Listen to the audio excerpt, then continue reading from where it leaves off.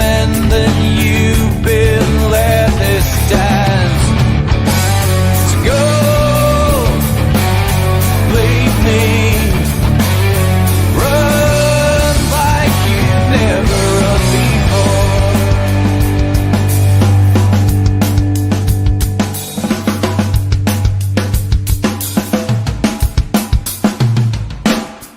I have seen the worst, and there is nothing left for me to hate, so I can lay me down, my brothers, on the ground. I bled today until Coyote comes to raise me up and carries me.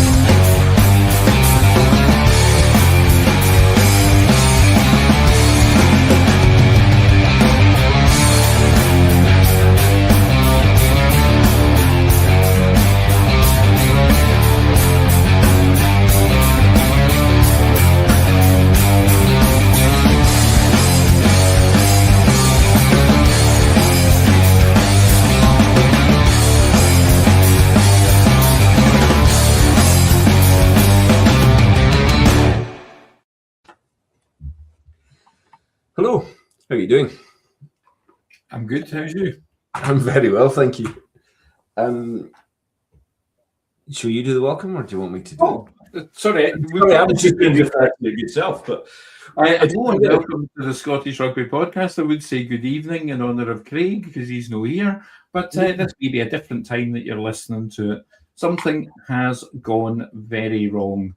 Mark and I appear to be podding unchaperoned. We may be joined by others later on, but I think some have fallen foul of the festive season and haven't been able to join us. So we need to put something out, we felt, to deal with the 1872 Cup. And spoilers, in terms of both the 1872 game, our pod's going to be kind of half thought out, which I think is a fitting tribute to the series. How are you, Mark? I'm very well, thanks. Yeah, this is a slight feel of lunatics taking over the asylum tonight, but I think more than a slight feel. The downside is we've both realised that we are highly reliant on Craig for being like all professional and being the daddy and doing research and things like that. So I don't know, Mark, have you any news? I saw that Rob Harley had been re-signed with Old Glory, I believe. Is it Old Glory he's playing for? Yeah, and I think that I really hope he's still counting down at rucks when referees don't use it, so that they're like, why is this ginger Scotsman shouting numbers at us? Yeah, absolutely. I think Rob used to be one of my favourite players. I know he was probably a phenomenal club player and maybe not one of the most standout internationals, but I thought he was great. He had that real mischievous to the point of being nasty streak about him. Oh, I mean, like his BQ was quite high. Yeah, very high BQ. Type of player you loved when he's on your team and absolutely hated when he was in the opposition. And probably the type of player that wore that as a badge of honour. Yes, absolutely. I think he probably did, yeah. I've always said of the best back rowers, if you're not hearing things out of the ref's mouth like 7, leave it, 7, get away, 7, let it go, you're probably not trying hard enough. 6, please stop shouting numbers at me. That's it. I have the script here, so in order to keep our great leader happy, I'm going to do that. So welcome to the Scottish Rugby Podcast. Our podcast is part of the Sports Social Network. Please give us a follow or a like on your podcast app. If you're watching on YouTube, please like and hit the subscribe button. You can also find us on social media, and all the links can be found on our website, www.scottishrugbyblog.co.uk. And if you're listening on Apple and you like what we do, please leave us a review. And if you don't like what we do, please tell us. I just added that bit myself. If you'd like more content and want to support what we do, you can subscribe to our Patreon for just £3 a month plus VAT, which is less than the cost of a pint. That gives you access to our super secret Facebook group and also the second section of the pod where we get a little looser with our chat and our opinions become a little stronger, I suspect. So that's it. Sorry, I felt we ought to do that. I had it typed up. But no, absolutely. And I was like, you sound dead professional. It's great. So I think news-wise, I should have mentioned this earlier, but Highland boys under 16s won the National Shield final. Superb. So yes, I feel bad, and I feel a bad Invernessian for not having mentioned that in the pod before. And one of the nice things is because they won the final, Edinburgh had the team down as their guests for the 1872 with 30 free tickets. Excellent. It was a nice touch. It was Yeah. The club ran a bus down and they had a good time, even if they didn't necessarily enjoy the game. My son went down, and I can't give you a verbatim report of his assessment of the game because that would have to be behind the paywall because of the language used. It was patron-only language. I can imagine. The only other bit of news is the rumour we saw just this evening from Midi Olympique about Hastings potentially moving to the War Times. I think it's rumour. I don't think it's news just yet, but it's that'd be an interesting one. Look, it's a short career, and players have to do what's best for them in terms of pay. And Adams, you're getting older, and his chances of big contracts are probably becoming more limited. So totally understandable if he chooses to go down that route. Hopefully he's just using it to try and get a bit more money out of the SRU. I do fear for the slightly injury-prone Adam Hastings in the French top 14. Yeah, there's a big take no prisoners thing across French rugby, isn't there? It's brutal. Apparently, Jamie Ritchie is having an absolute stormer of a reception out there, however. I could see him being absolutely custom made for the French game, given his BQ, as we call it. Yeah, absolutely. So yeah, I sincerely hope that Adam does stay at Glasgow. I think particularly the last three games, the 1872 and the game against Toulouse, I thought he really seemed to come into his own. He hasn't had a great run of fitness at any point when he's been with Glasgow. Yeah. And I think he seems to be getting back to the obvious understudy that we need for Finn. I say understudy, you know what I mean? His second. I think the drop-off between Finn and him when Adam's really on form is not huge. We don't need to be afraid of that. But I think it would be a loss for Glasgow at the moment.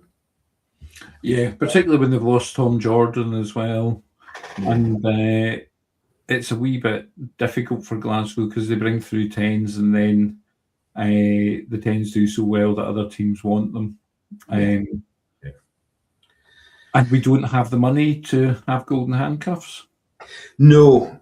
And we've seen that with a few of our players. I can't remember. But I read years ago the value, the respective value of each rugby player by position, and what they were valued on the open market. And of course, 10s, because they are the controllers of the game, they're right up there, you know. I seem to recall somewhat bizarrely that the lowest down the picking order was hookers. And I still can't quite work that out because they actually have specialist skills. But specialist skills, and actually, you mean line out throwing. Well, as we saw when, in fact, we can talk about this without feeling like we're putting the boot in because he's so much better this season. But with Ewan Ashman struggling with it early in the season over the summer, or last season over the summer, you know, we saw the difficulties of not having a reliable line out thrower, and ice hookers can't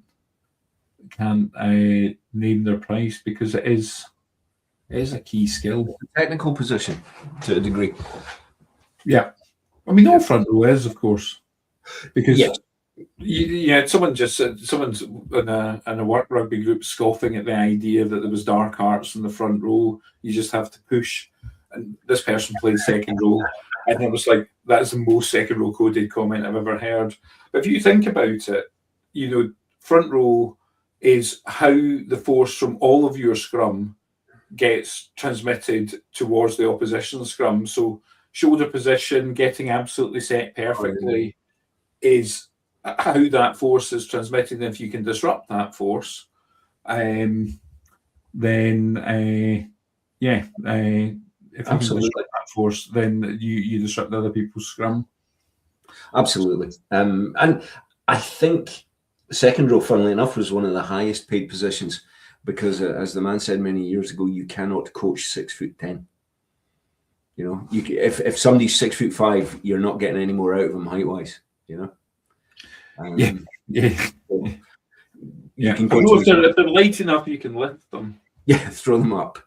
And we've got a landscape drawing S5G asking for a shout out. Please fly path 12, 13 and winger. Pick a struggle landscape drawing. But yes, welcome to the show. 12, 13. I play fly half 12, 13 and winger. Man, that's fair play to you, mate. I mean, that's utility back.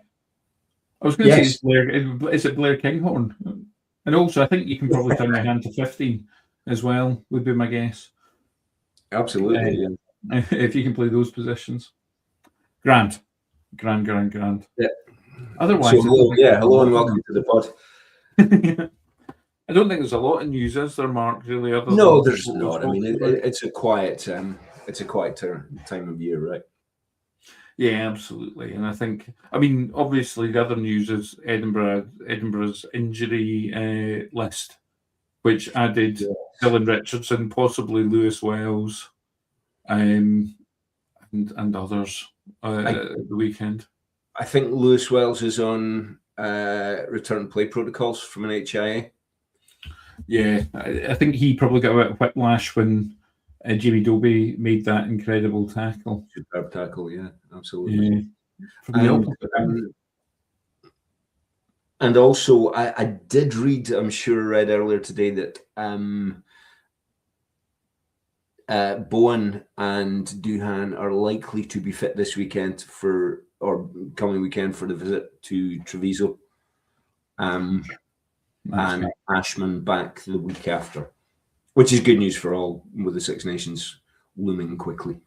Yeah, that's the thing. Christmas and New Year gets out the way, and very soon we're into the Six Nations. Yeah, absolutely.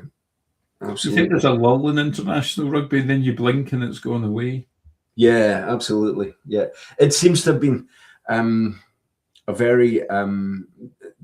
been very little rugby free time this year, I think, with the Lions tour. Certainly, I know it from our recording schedule. You know. Yeah, I think we're seeing it. We're probably seeing that reflected in injuries, not just in Glasgow and Edinburgh, but across the URC teams. There's quite a lot of players out. Yeah, and struggling. Yeah, absolutely. So,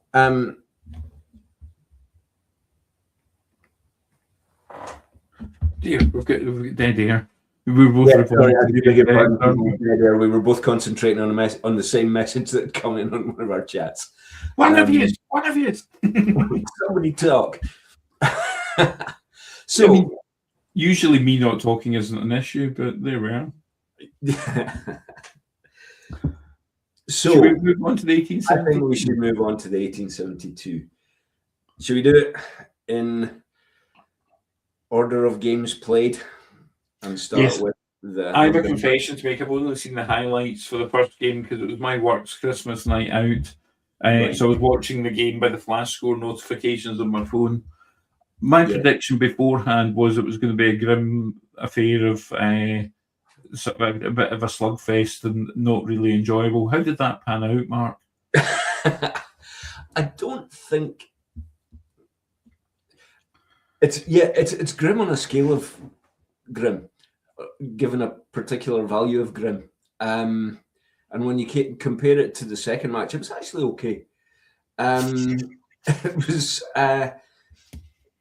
I think it was. I mean, it was higher scoring, obviously. It was Glasgow's attack versus Edinburgh's defence, if I'm perfectly honest. That's how the whole game seemed to pan out. And taking nothing away from Edinburgh, their defence really, really stood up. Yeah. They managed, I think Glasgow were held up over the line 3 times in the first half. Yeah. Which is, I mean, that's pretty extraordinary, right? Yeah, I think one of the things I think I've been thinking about why I'm not particularly fond of the 1872 Cup. And I think it's an element that players know each other so well that they're able to attack the weaknesses that they know the other players have. We saw it in the Glasgow-Toulouse match where the Glasgow players absolutely mercilessly targeted Blair Kinghorn's slightly suspect ball presentation at the breakdown to win turnovers. And it absolutely was fairly merciless. And I think we've got that then writ large across the whole team.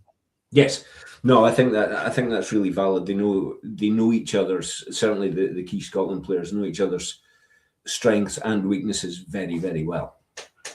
But the thing is, because we've only got the 2 professional teams, almost all of the Scottish players have been in Scotland camps. There's very few of the Scottish. I mean, you've got your Lewis Wells, who hasn't been in a Scottish camp, but those that there's more than enough to tell them what to target. Oh yeah, absolutely. It's they don't need a computer program to tell them which of the wingers is slow to turn. Oh, that advert. I wish they did analysis on how much that advert's annoying rugby fans. Yes. But I think that but I mean Edinburgh's defence was great, but Glasgow's attack, so to quote The Wire, how are you not going to be a little slow, a little late, just once? Yeah. No, I thought it's almost Glasgow, when they get into the groove, as they did later on in the game, their attack and their offloading to me becomes relentless. Mm-hmm. You have to defend wave after wave after wave. And Edinburgh did that, but they did that right up to the point they'd made something like 120 tackles in the first 3 quarters of the game. And holes are going to appear. If you're going to make that many tackles, you're going to be wearing yourself out. So you have to also score some points. And I'm honestly going to say Edinburgh were lucky to score 12. I think therein lies the problem with Edinburgh. Edinburgh's defence looks good, very, very good. But what they don't have is anything to help out that defence. They don't have an attack that has a pattern other than what appears to be bash it up to give them anything else. And they've got, as lots of fans were saying, they've got 2 of the best wingers. They've got our 2 best wingers. Yes. Or 2 of our best wingers, because obviously the Glasgow fans will be screeching at Yes. the podcast device. Certainly You can kind of say that. Certainly 2 of our 4 best wingers they have in that team. Yeah. And Who's the fourth? at the moment, I think Jamie Dobie. I think we'll probably get to this, but I think he outplayed Darcy. Not just you, every media report that I've read, and also my son had said that from the game as well. Yeah. Yeah, Jimmy Dobie's gone a long way from being a scrum half who can do a job on the wing. He's now equally adept in both positions. I had this discussion with one of the lads from our group on our chat that he had said to me, but is it worth it for the drop off? My debate, and it talks to Glasgow's attack, is that their ball speed and presentation is so swift and so efficient that you have to keep defending this relentless speed, because if George Horn gets caught beneath a ruck, or if he's at the other side of the pitch or something like that, Jamie Dobie steps in. Now, you would frequently have a winger or a centre or whatever stepping in to be scrum half, but you wouldn't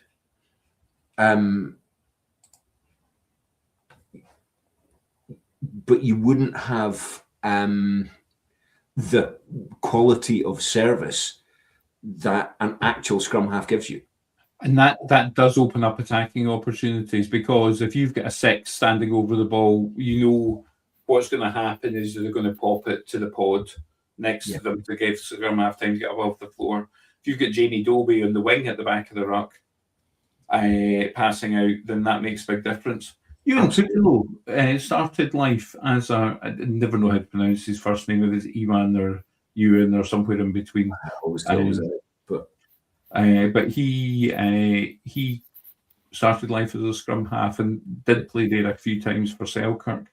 I think so. Because you only need one scrum half and you've got 2 wingers, good players often end up converted to winger from scrum half, but very few go and play for the pro teams at both levels, the international side at both levels, both positions. So, quick welcome for those of you in black and white. Craig has just joined us. How you doing, big fella? Evening. How are we doing? My apologies. I heard nothing from anyone on the chat, so I just kind of went, "Oh, okay," and went and did something else and forgot my phone, left my phone, and I was like, got back and went, "Oh God, sorry! Oh my God, I totally forgot." So I was a bit. I was busy looking at my new sport, golf, because I've given up on rugby altogether. Santa didn't bring you your joy back in rugby, Craig? No. Although I was given very kindly given last-minute tickets to the 1872 Cup, and I got to deal with all of that sober. So it was ridiculous. Anyway, hello. You were given tickets and you were still cheated. Thank goodness they didn't ask me to pay for them. That's a thanks you really shouldn't have present as things panned out, wasn't it? Listen, I can't. It was a very good friend of mine was thinking of me, and it was very nice of him, and I'm very, very happy to have spent some time talking to him and looking at the wonder that is Murrayfield. And that's about it, really. And that's all I've got to say for that. I got to see some fantastic Glasgow tries on my end of the pitch. Thanks very much. Appreciate it. No, actually, I didn't. I had to watch them far. I didn't even get to see the tries because I was at the wrong end. And it was what I predicted was going to be an absolute slugfest. And then Edinburgh was kind of went, do we have to play this game anymore? And just gave up. Well, I think there's an element that because Edinburgh's attack, as we're saying, it's more. We always hope the 1872 is going to be blood and thunder, and it always ends up more thud and blunder, doesn't it? Craig, the players often cancel. The players know each other so well, know their weaknesses so well that they cancel each other out. We've probably brought ourselves to the second game, haven't we?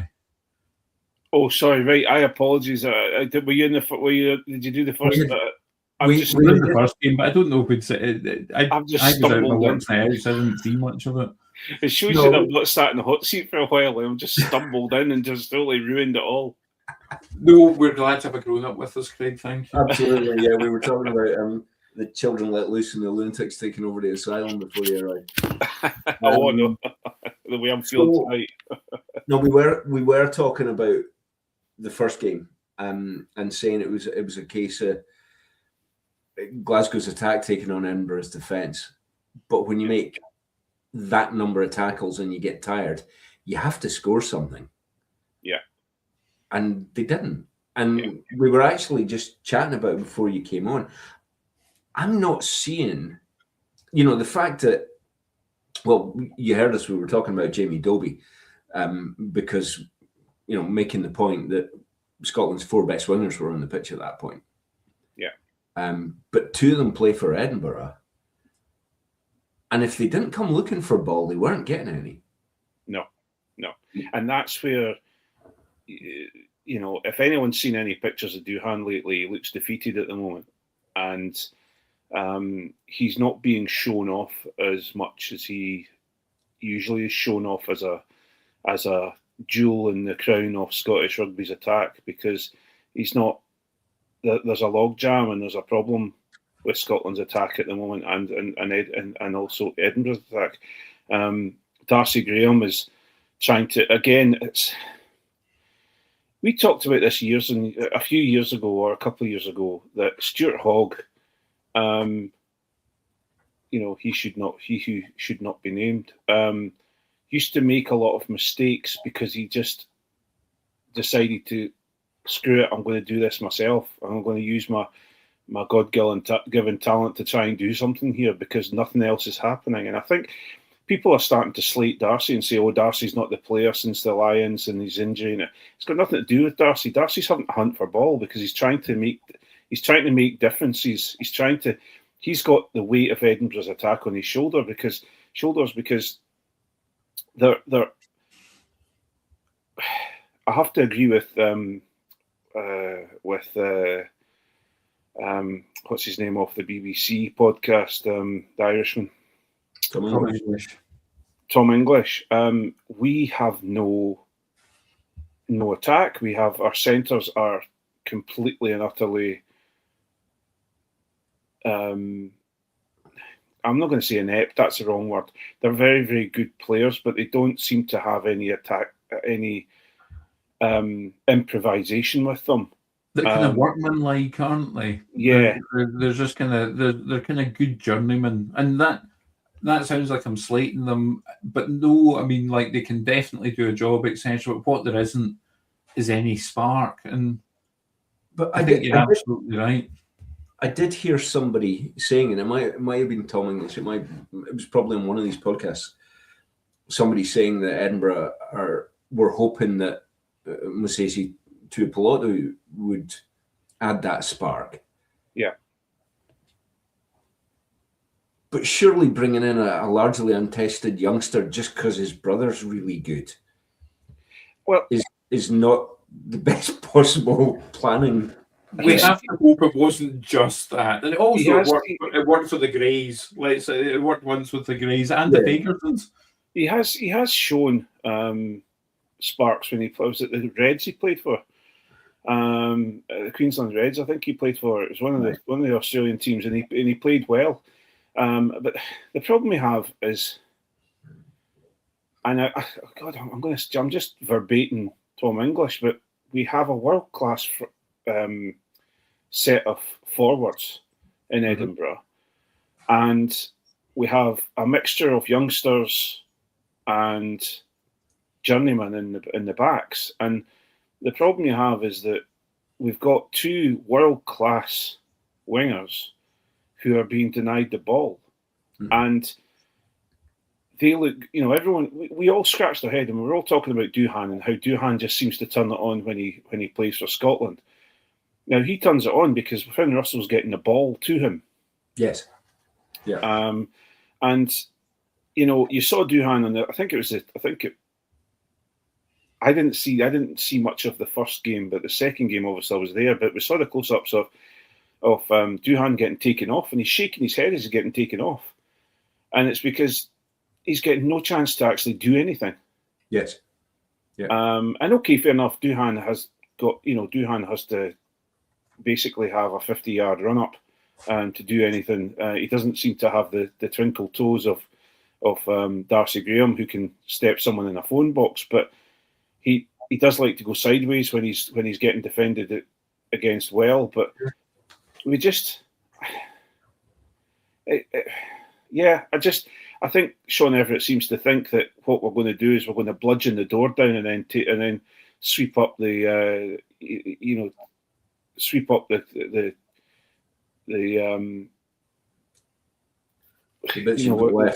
the options, and we're going to just go through. We'll go through the hands once we've bludgeoned the door down. But every time we see it, and we see it with Scotland at sometimes as well, we get into the 22, then we batter away, knock it on.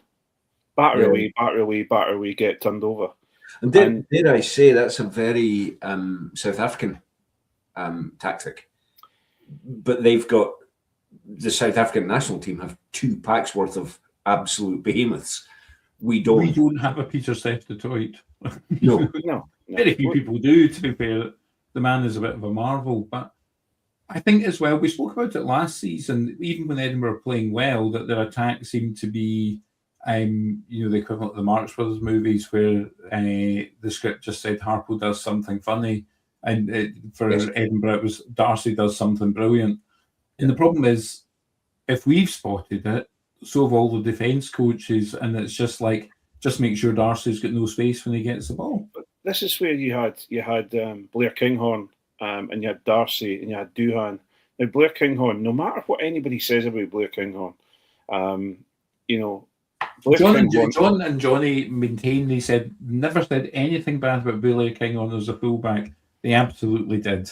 Yes, I'm missing you guys on that pod when they said that, because I need to go back and listen to get the receipts. They said he would struggle to hold a candle to the Glasgow fullbacks at that time, if I remember correctly. But where you have with Blair Kinghorn is you do have someone who's rangy, who can get through tackles and pass the ball after a tackle. Where you've got the issue you have at the moment is that you've got the centres that we have just seem to want to take them into contact. If not, they're standing. I think it was you actually, Mark, that mentioned, and correct me if I'm wrong, but as I was watching the game, I think something came up on my messenger from you guys saying, look how deep Edinburgh are sitting. Oh, yeah. It was me. Yeah. And I couldn't believe it. And all they're doing is they're giving the defences plenty time to work out what they're going to do. Yeah. And I'm sorry, but they still use eagle as their box kick call. Because you hear it regularly being shouted. Now, whenever that happens, especially if it's Glasgow, who I think they still use eagle as a Scotland call, they just align themselves, sort themselves out, and they're there to defend it, Not just Glasgow, let's be perfectly clear. We all know it. That means every team in the URC knows it. Yeah.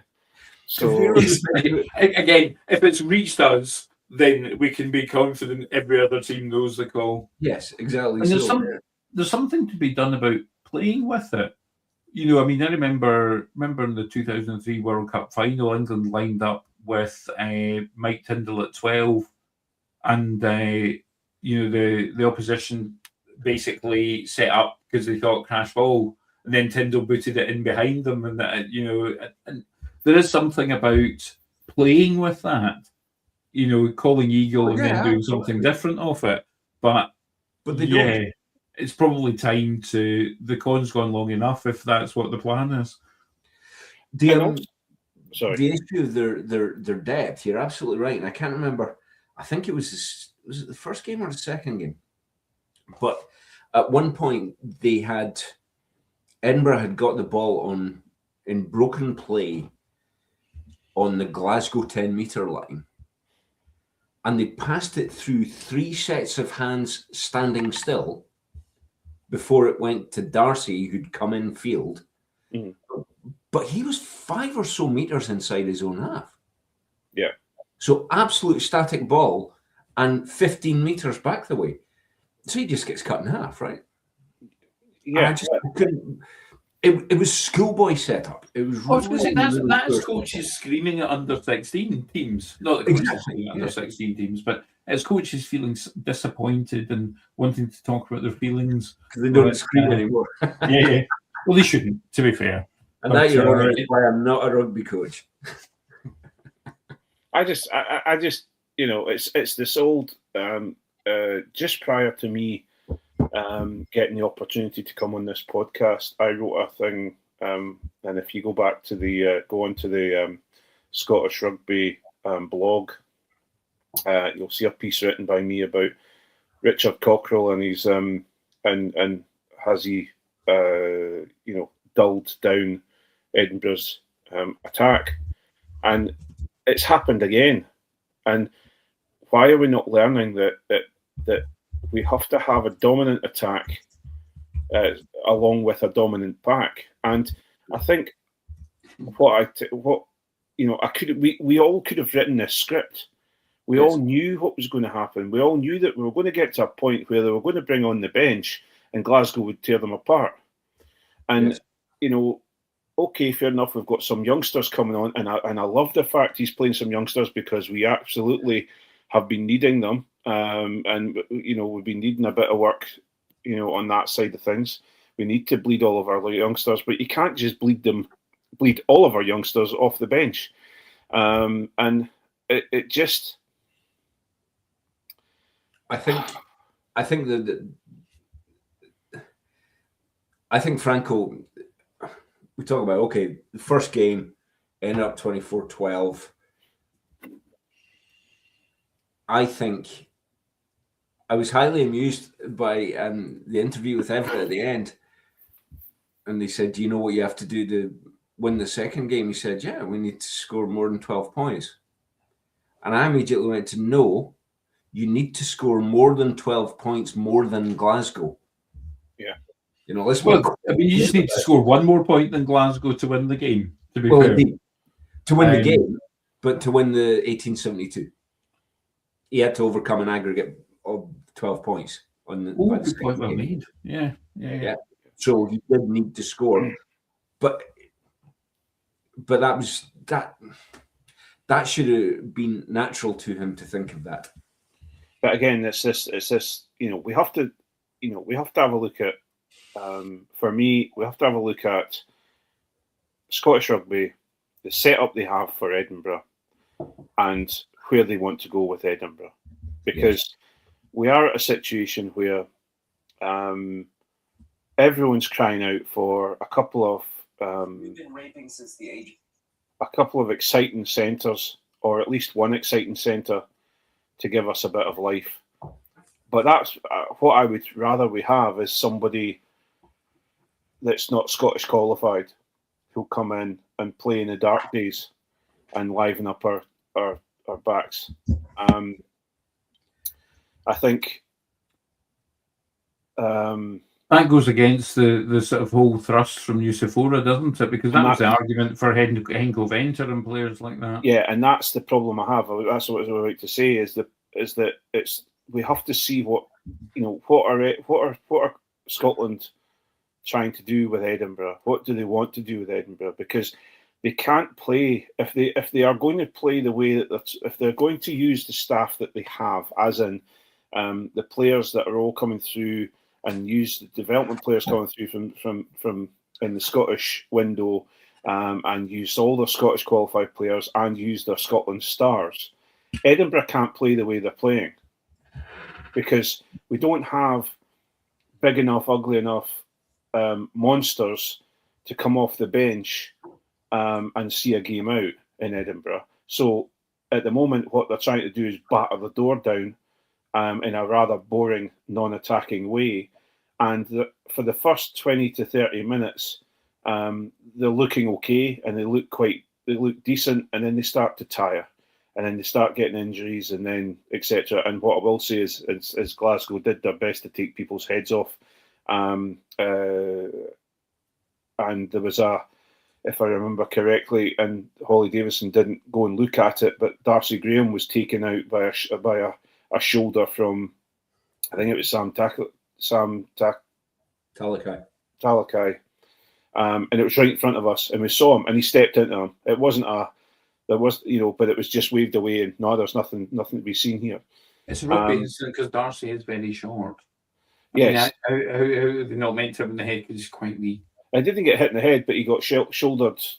Yeah. He kicked the ball through and ran after it and got shouldered out the way, and it was a piss poor attempt at it. But anyway, what we don't have the bodies to play a Springbok style game of crush them to death and then put it wide and score the tries, because we don't. They get to about 50 minutes, they have to be taken off because they've been battered to hell, and then they bring on another group of players and they're not as good. We've probably come into the second game here, haven't we? Because we're speaking about it. And I'm just talking about the second game now. No. But the thing that was in the back of my mind all the way through, when it was all it was neck and neck. Half time, obviously, Glasgow 7-3 up, and Edinburgh were in touch, etc. And I'm thinking, Glasgow have their 6 best forwards on the bench. Yes. Yeah. I think Franco played an absolute blinder, because I think he worked out that Everett would start his best front row and Glasgow's second front row could just about hold them. Yeah. Well, they won a scrum penalty early doors, didn't they? Yeah, they did. Yeah. And at that stage, you're like, all right, game's a bogey. Because if Glasgow's second front row can hold Edinburgh's get a scrum penalty at Edinburgh's best front row, then it wasn't helped by obviously Bowen-Venter was on the bench, wasn't he? And he got injured. Yes. So you had Venter would have propped up the side, pun not intended, but embraced. Propped up the front row a bit better. Yes. Michael Jones is a bad player, but Venter's obviously a higher quality. You had an Edinburgh front row with, I think it was Johnny made the point on either our chat or Blue Sky. You had an Edinburgh front row with 2 professional caps between the 3 of them coming on the bench. We've spoken about Ollie Blythe Lafferty. I think he has a massive future ahead of him, and his brother is certainly very good as well, and maybe he's one for the future too. But really, that's the game you thought he should get blooded in? The thing is, though, personally, if it was me that was coaching, and I'm sure there's plenty of things that I'm not seeing, and there's plenty of things that people will laugh at me and say, no, you're talking rubbish. But if you're going to put your best front row out first of all, what you do is you go heavy in the first half. Right, let's go for it. Let's put all the best players on the park and score as many tries as we possibly can. Then you bring on your, you don't mix and match. So Venter couldn't play that and he pulled out. That's fine, but I would have named Venter as a starter. Sorry, yeah, he's a better prop than Schoeman. No, Venter plays on other side, does he not? I thought Venter was a loose head. Venter's a loose head. Yeah. Is he a loose head? I think he is, yeah. Thank God Johnny's not on. Can you imagine? He's a tight head. I always thought Venter was a tight head. Hang on, I'll check. Don't think so, no. Okay. I think I'm losing it, and it shows you how I'm losing it. We're all tired. Yes. And that's if the 3 of us can't get it right. I know. I'm trying to go. You know what it is? I'm exacerbated. And I'm just trying to look for things to try and sort out. But anyway, I would go as strong as I possibly could and try and score as many tries. The problem we had is that we had 14 men for 10 minutes and we couldn't even get over the halfway line. And I just... Well, we've spoken a lot about Edinburgh's complete lack of attack, and we started off just before you arrived, Craig, about saying, was the game at Hampden as turgid as we thought it would be? And I think the conclusion was it was a wee bit, but nowhere near as turgid as the one at Murrayfield. It was a dreadful game of rugby. It was not a spectacle. It was not entertaining. I have a confession to make about the game as well. So I was watching the game. I kind of missed the first one, and at about minute 64 or 65, I had a little dad nap in the chair and woke up at the 80th minute. So not only did I watch all of that nonsense, I missed the quote unquote good bits. Yes. Yeah, I basically had to rewind to watch the tries. And that says something about how poor the game was. Well, for me, I just felt it was a, it's that whole thing of you've got a boxer who's lighter than the big guy and just dances about and holds him back, and waits and waits and waits and waits, and then just strikes. And I think that's what Glasgow did. Glasgow just held back, not got us to kind of punch ourselves out, and then attacked. And their attack was simple, easy, and very good and clinical. And they did a great job.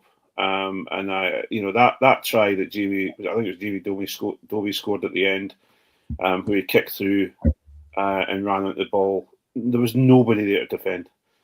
There was nothing, and it just.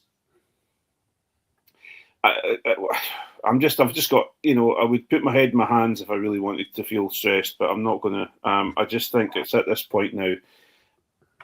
When I sat in amongst Edinburgh fans and they were booing at the end when the game finished. Oh, were they? Oh, yeah. Yeah, they were booing. And it's for whether we like it or not, this is a bums on seats game.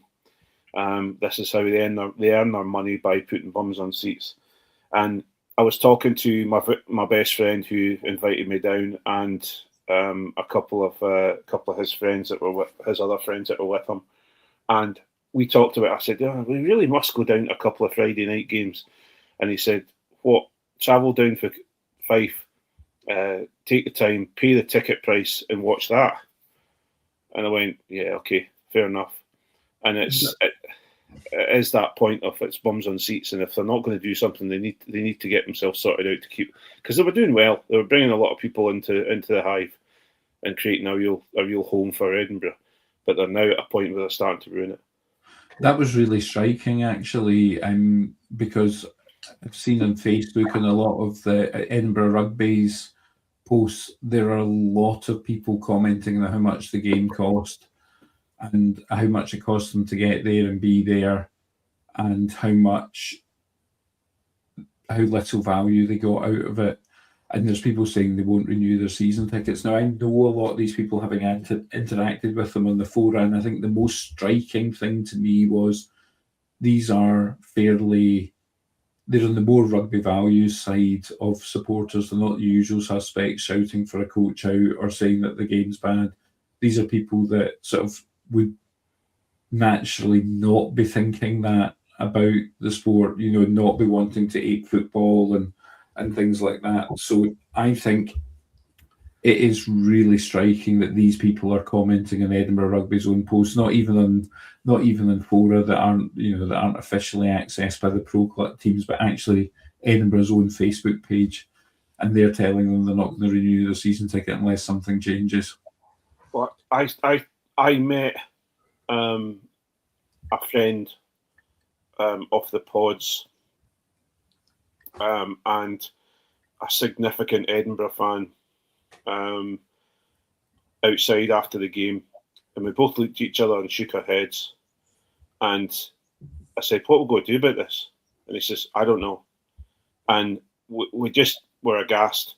And I think there are lots of Edinburgh fans out there. Just to echo you, Alan, there are a lot of Edinburgh fans out there who are, you need to get behind the boys and there's, look at the wins they've had against Toulon and this, that, and the other. And I agree with that. They've performed against some. They've come out at certain points and something has clicked. But you have to also remember that Toulon came well-handed. They had a really good team there. They had some fantastic players with them. But they travelled up. They're in Scotland. That's not the south of France. and it's a different game up here on a plastic pitch, and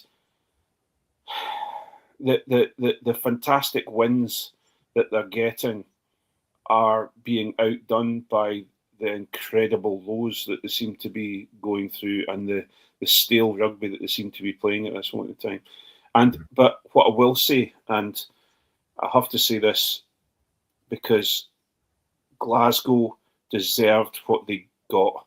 They played they held, and then attacked. They were clinical, and Franco Smith will be and should be the successor for Gregor Townsend into Scotland, because he is doing a fantastic job with a group of players who are, they're just, some of them are just as young as the players that are coming through at Edinburgh. Mm-hmm. The problem you have, though, is that if you think about back a season, and we're talking about Freddie Douglas, for example, Sean Everett wasn't letting Freddie Douglas anywhere near the team. In fact, if I remember correctly, Freddie Douglas got his Scotland cap first before he got an Edinburgh cap. He played a couple of A games. Now he's flooding the team with youngsters. Now, okay, fair enough. There's a prop, and there's a few injuries that have been big long-term injuries on the sidelines with knees and Achilles and Achilles and stuff like that are going on. Head, shoulders, knees and toes. Exactly, that's it. But you're now at a stage where, is he now being told by the SRU and by Nusafora, you've got to start playing these players? I'm not even certain it's that. I think it might be quite simply that he's got an injury list, and he's facing an injury list. He's having to do mandatory breaks, the same as every other team faces an injury list, and most of the other teams have mandatory breaks. But what he's not done is used any of the youngsters for the last 2 years unless under duress. So when everybody's going, look at Edinburgh's injuries, and look, and we've got players who got arrested and all that kind of thing, same as everyone else. But what everyone else has been doing has been making sure they bring these youngsters in so that you don't feel the front row with 2 Edinburgh caps between them in a derby game against Xander Fagerson. Yeah. And then you look at things like, for example, Ben Healy's not nowhere near the squad at the moment. Is he injured just now? I don't know if he's injured just now, but I don't think he is. There's someone in previous... he's got a chronic coach offence injury. I think that's it. Well, if you look at him, he's the sort of player, and has shown in previous 1872 Cups, that he's been there and he's been metronomic when it comes to the boot. So he's kept the scoreboard ticking over. And I tell you one thing, if we went to cast and Ben Healy was on the squad, he would have come on and at least we wouldn't have come away with 0. Yes. Do you think, I want to ask you both this, but I get a strong feeling watching Edinburgh just now is like watching Frank Hadden era Scotland. Like you watch them sort of tack up the pitch, contact, and then just try and get into kicking range. But it's just there's so little invention in an attack. But what they don't have is a Chris Patterson that, if they get a penalty, that can kick 3 points. Whereas, Ben Healy might be the closest thing they have to that. Last time we did the pod, we did a Santa list. What would you wish from Scottish Rugby? I did one of those before, not on a podcast, but with a bunch of friends who were down south, mostly English fans, and it was during the Frank Hadden days. And it was, what would you wish for Scottish Rugby? And I'd say a scoreline that wasn't divisible by 3. Oh, yeah. Yeah. Oliver wins were like 18-12 or something like that. Don't get me wrong. There's games that we won as Scotland that were down to Greg Laidlaw, and it was his kicking boots. And we won for a long time. All we did was kick. The only way we won was by kicking more penalties than the other team. And so I have to be thankful for what we have. But again, we're talking about for the future, we've got Finn Russell there, who has maybe got another couple of years of international. He'll get another World Cup and maybe another Lions, and then that'll be him. Do a Dan bigger. Touch some wood when you say that, Craig, please. You touch some wood when you say that. Not that wood, Craig. I'll touch your wood. But Public. but the thing is, you've got this. We all seem to be sitting back, and there's, for example, there's a lot of who is going to be Finn Russell's replacement, and you look at all the different players now. You probably hear a lot of people saying Tom Jordan. Tom Jordan's not got a touch on Finn Russell, and we can't have another Finn. You can't catch lightning in a bottle twice. So, if that's going to happen, what's next? And that's where we should be developing. And I'm sorry, I'm just exasperated with Edinburgh. Exasperated because the Edinburgh 10 situation is particularly interesting in that vein, because I thought, and I don't know if you guys did as well, but when he was coming through, I thought Ross Thompson was going to be the guy. I thought he was going to be the successor for Finn. And then he seemed to fade a wee bit at Glasgow and then came over to Edinburgh, and then he's going to be the guy again. But Edinburgh Cammy Scott, I like Cammy Scott, but he's not setting the world alight. He looked outclassed on Saturday. Yeah. Cammy Scott's a young fly half. He has, when Edinburgh, there have been games when the game, I can't remember what game it was, when Everett picked Shield and Cammy Scott, and they did really well, sort of unexpectedly, which we were not. We'd sort of predicted dire things for Edinburgh.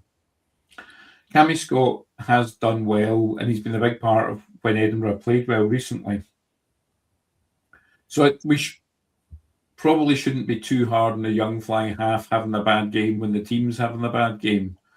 But he didn't look great on Saturday. Hopefully he'll learn from it and move on from it. But there are more experienced flying halves in the side that should be there to support when Cammy Scott's not having a great game, and that's what's lacking. But there's Scotland. We're talking about we're paying contracts now. We're bringing players in that are Scots qualified, and we're paying them this money and this, that, and the other. We've got Gus War, Aaron Reid. Sorry.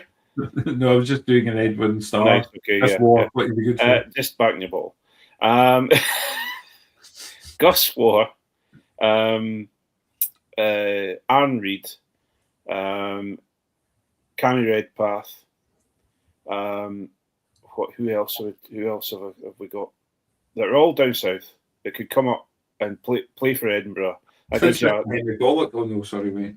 Yeah, you've got a centre there that well, even if we've got the forwards that we have at Edinburgh, if you bring along I know that we've got no chance of getting them, but Cammy Redpath, Gus War, and along Aaron Reid, they're all Scots qualified players. You pay them good money to come up and play for Edinburgh. You've got an alive attack.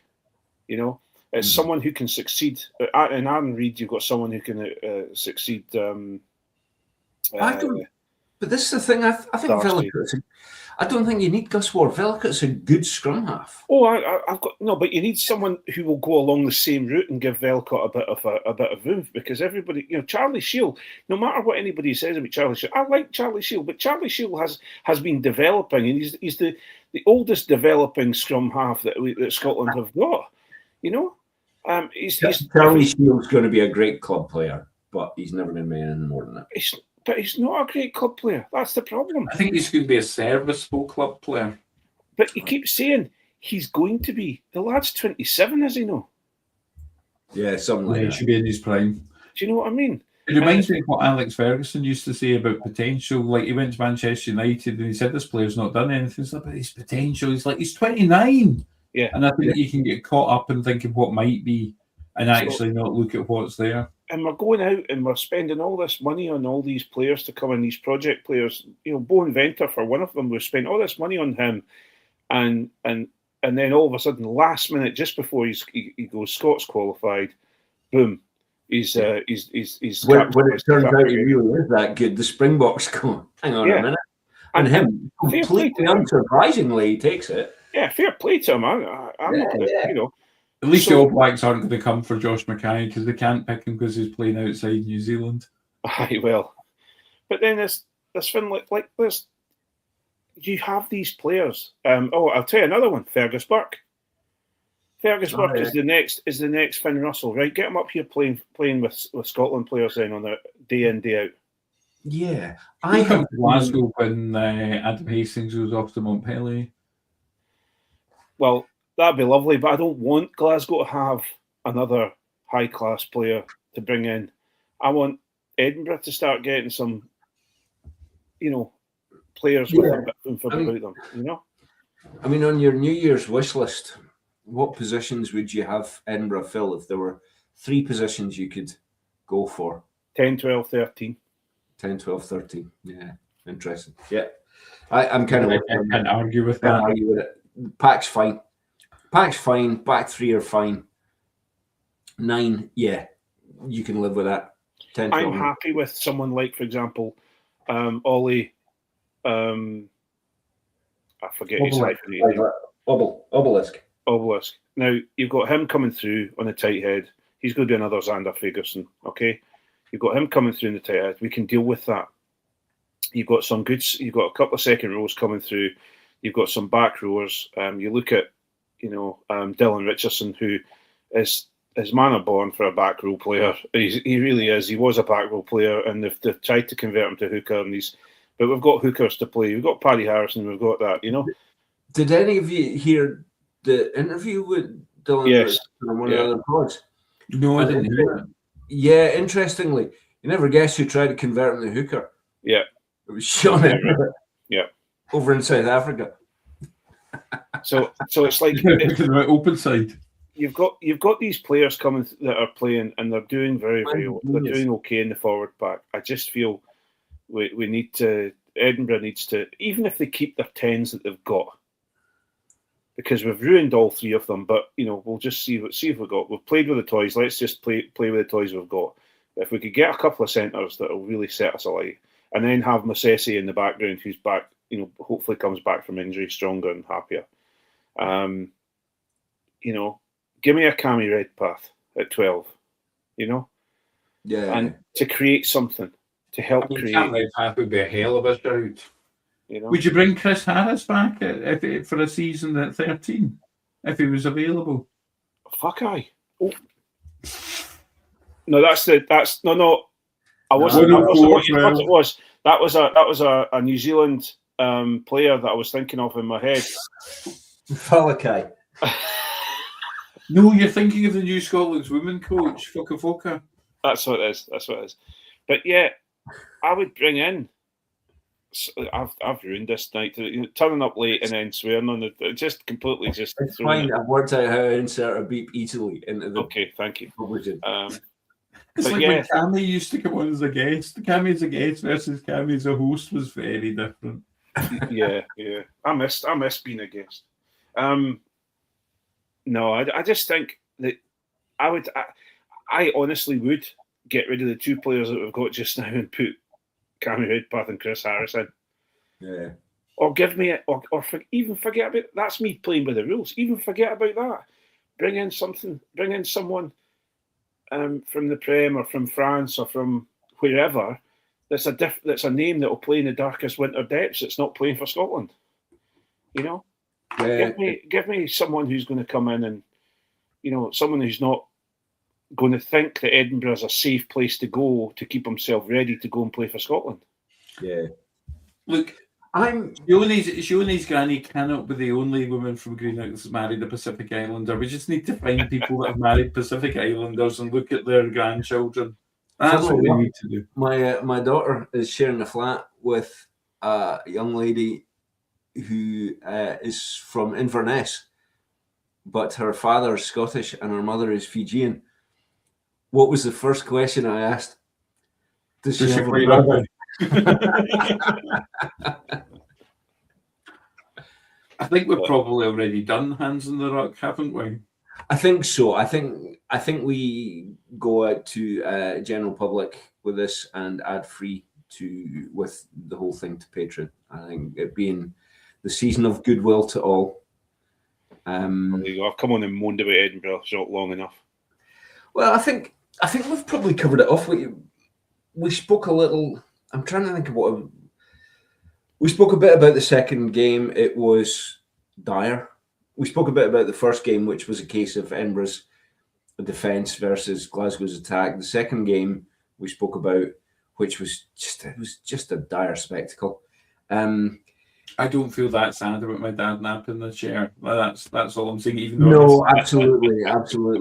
I think there was that slight annoyance amongst the Glasgow players at the end, and I would love to know if that was a poorly called penalty advantage. I thought they were given penalty advantage. I did too, but some of that was the commentary.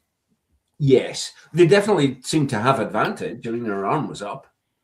But looking back at it, it might have been a knock on the floor.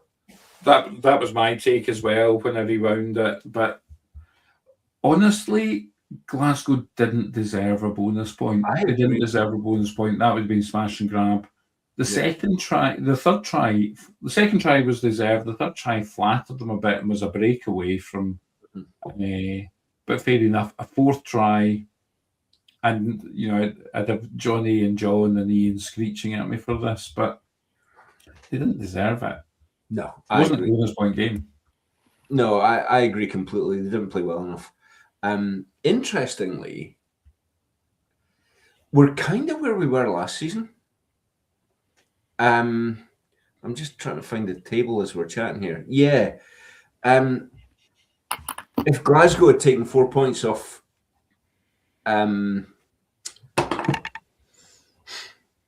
Llanelli, Scarlets. Sorry, I couldn't remember the team name. If Glasgow had taken 4 points off Scarlets, they would have been a point clear in first place now. Which is that the game that they got nilled at? Yeah, that was the game they got nilled at. I just thought that. Scarlets, who are comfortably. All right, Craig, we know you're hurting. We know you're hurting. There's no need to lash out. You unfortunately missed that week, didn't you? Yeah. No. Scarlets, who are comfortably in 16th out of 16 and 2 points behind Dragons, who are also in the same 11 points as Zebri, nilled Glasgow. If Glasgow had taken 4 points, not even 5 points out of that, they would have been a point ahead in first place on their own. Edinburgh, in 13th out of 16, having won 2 games out of 7.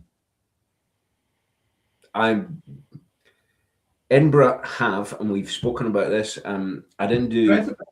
Edinburgh 13 points, but they're 11th, I think, Mark, at 16.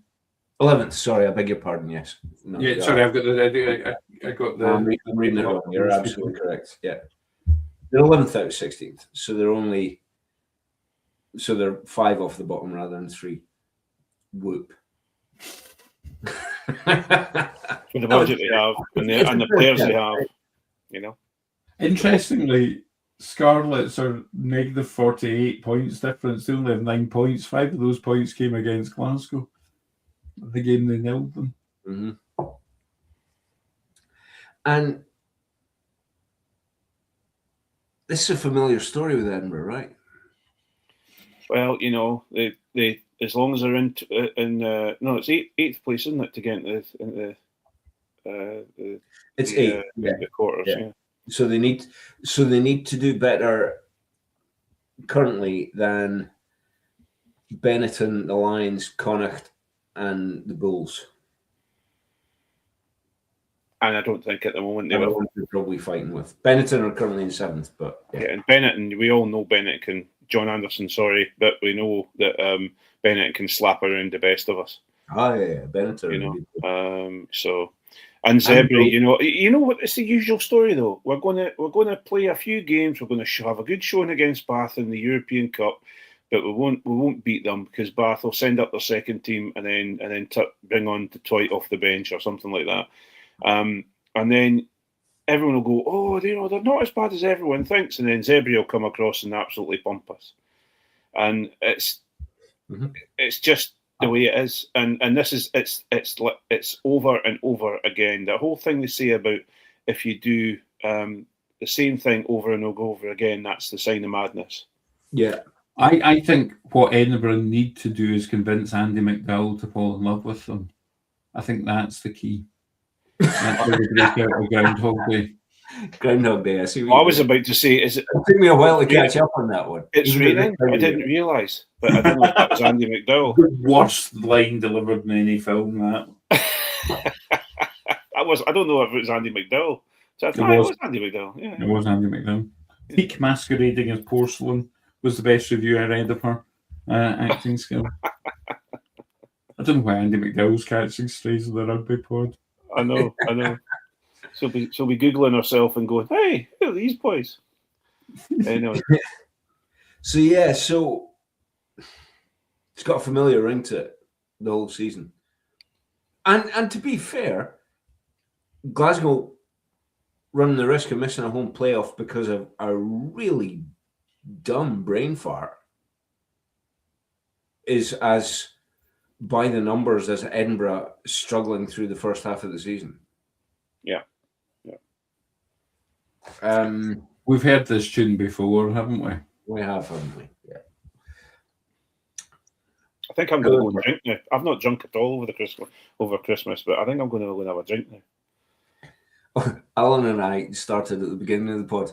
I didn't even have my customary iron brew. I brought 2 Buckfast Negronis up because I knew we didn't get time to pour a second one. And I brought the bottle of wine with me to see me get a double fister there as well, Alan. That's ridiculous. You'd be punished in the rugby club. Craig. So yeah, predictions for the new year, guys. What do you think? Edinburgh and Glasgow, very briefly. Edinburgh will be looking for a new coach in the next month to 2 months. We're not that lucky. We can't be, we cannot be at this stage of absolute sheer and utter garbage at the moment. And with the player roster that we have, and we can talk about injuries, but you've got 2 of the best wingers in the world there, and they're not getting the ball to play with. You need to have a serious look at yourself. And I know for a fact what's going to happen is that Everett is going to stay for the rest of the season, and they'll sack one of the other coaches. I can guarantee something will happen that way. Or one of the other coaches will miraculously leave. But I think you're right, and I think is there something there's often a new coach bounce because people sharpen themselves up. Coach comes in, there's a new energy to the place. I think there is something to be said for giving Sean Everett a firm handshake and that thank you but no thank you. Here's your return ticket. There's a wee bit for the rest of your contract, and I'm looking at getting someone in. One of the interesting things that I've seen online is people saying, but who? But Mark had an idea. Yeah, Pete Horn. Yeah. I don't have a problem. I have not, hey, listen, let's go for it. Pete Horn followed up by Greg Laidlaw. I think Mike Blair wasn't a bad head coach. Head coaching was bad for Mike Blair. I actually would like to see Mike Blair back as attack coach. I think. Oh goodness, yes, absolutely. I think getting Mike back as attack coach with somebody to do the hard nosed stuff and to talk to the press would be perfect. Yeah. Even if they could get, even if they kept Everett because they can't afford to get rid of him at the moment, and got rid of the American ex-Free Jacks head attack coach and bring in Mike Blair. The Free Jacks would have him back in an instant, right? They were sad to lose him. Yeah. And currently, is it Todd that does the defense coaching? He can stay. Defense is okay. Yeah. I think you move Gregor on from Scotland, you put him into Edinburgh as director of rugby, leave Everett there till the end of his contract, move Franco to Scotland coach, and bring in Pete Horn as Glasgow coach. No. I think actually we should follow the trend, Alan, of Edinburgh staff going along to Scotstoun because Roddy Grant's there.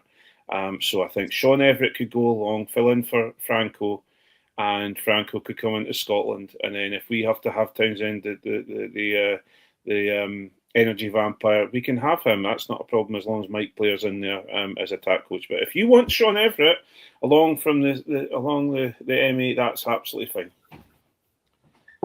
I am pretty sure people would put landmines on the M8 to stop Sean Everett coming across. There'd be snipers across the bridge at local services, the halfway place. Harthill. Snipers at Harthill. Yeah. Harthill Services. Oh, we've got the podcast title. Harthill Services, you shall not pass.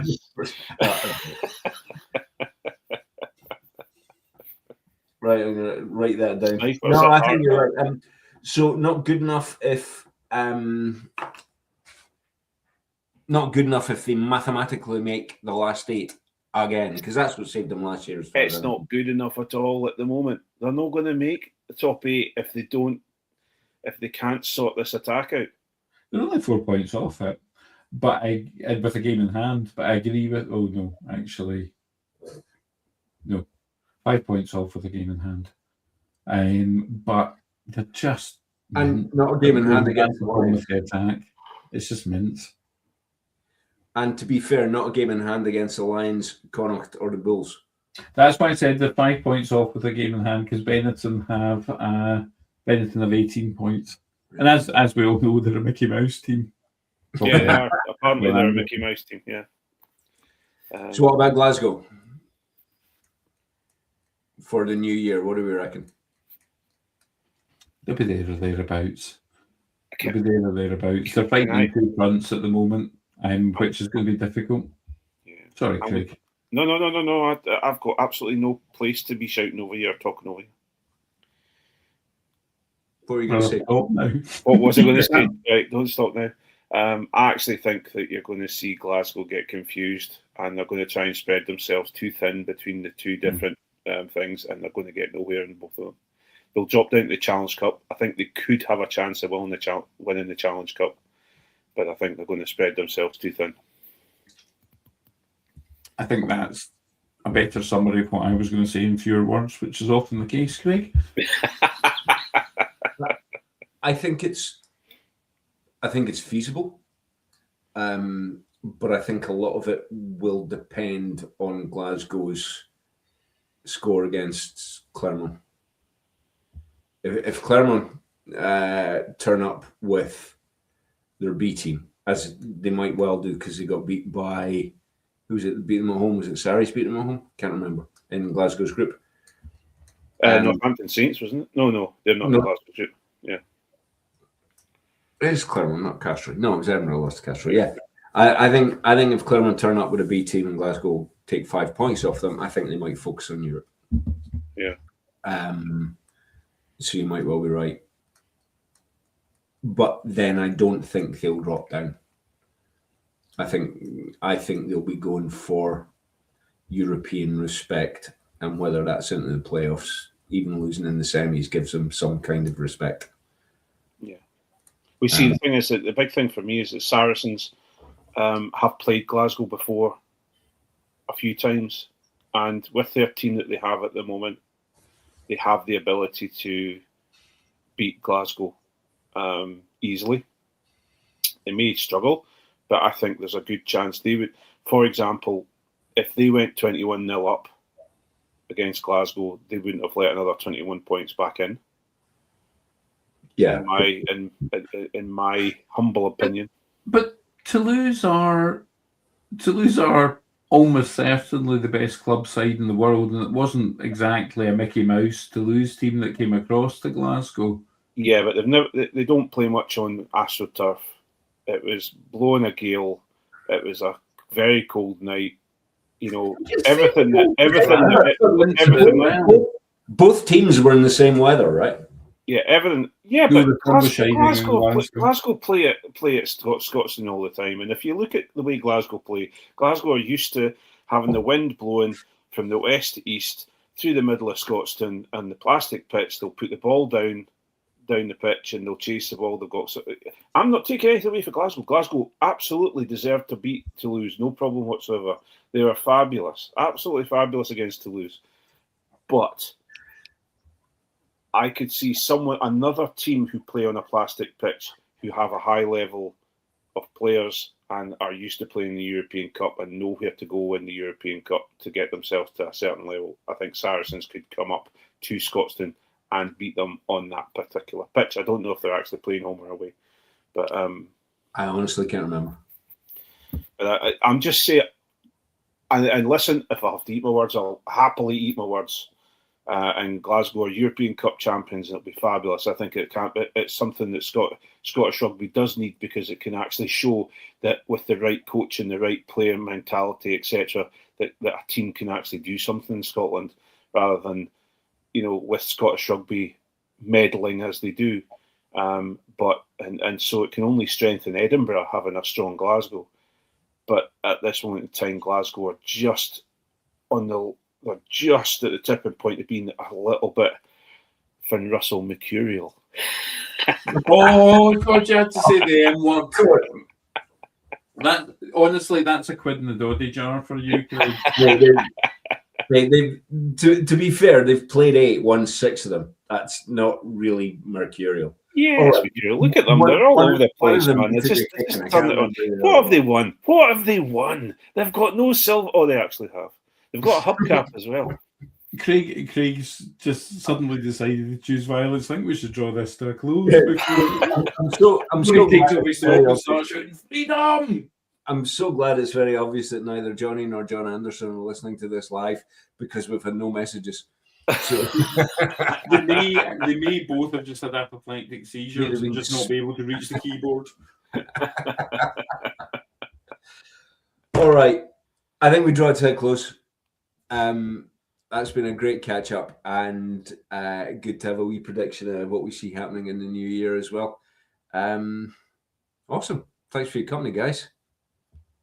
Amazing. Thank you, Mark. Cheers, good. Thanks, Mark. Thanks, Allan. And, good night and goodbye to all our fantastic have a great new year, listeners and patrons. Have a fantastic new year. Playing about our hooligan, yeah.